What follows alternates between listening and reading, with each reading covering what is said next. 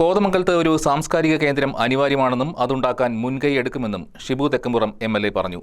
കോതമംഗലം കലയിൽ കലാ കുടുംബാംഗങ്ങളുടെ കുടുംബസംഗമം ഉദ്ഘാടനം ചെയ്ത് സംസാരിക്കുകയായിരുന്നു അദ്ദേഹം.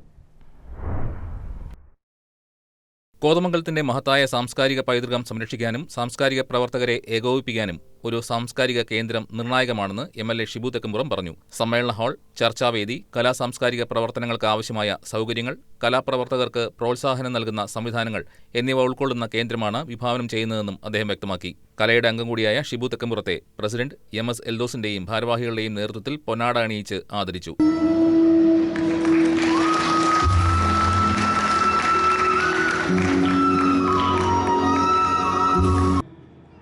കേവലം ഒരു ഓഡിറ്റോറിയം എന്നതിലുപരിയായി കഴിഞ്ഞ ഏതാനും വർഷങ്ങളായി എല്ലാ തരത്തിലും ഒരു സാംസ്കാരിക കേന്ദ്രമായി നമുക്ക് മുന്നേറാൻ കഴിഞ്ഞു എന്ന് എടുത്തു പറയാൻ ഞാൻ ആഗ്രഹിക്കുകയും നമ്മുടെ പ്രവർത്തനങ്ങൾ എല്ലാ തരത്തിലും സജ്ജമായി നമുക്ക് മുന്നോട്ട് കൊണ്ടുപോകണം.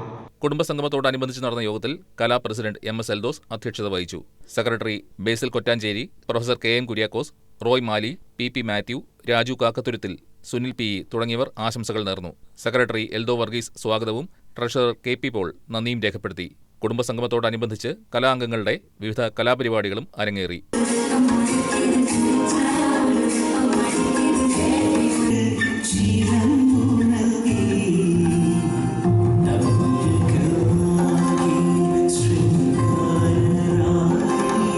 News desk KCV news.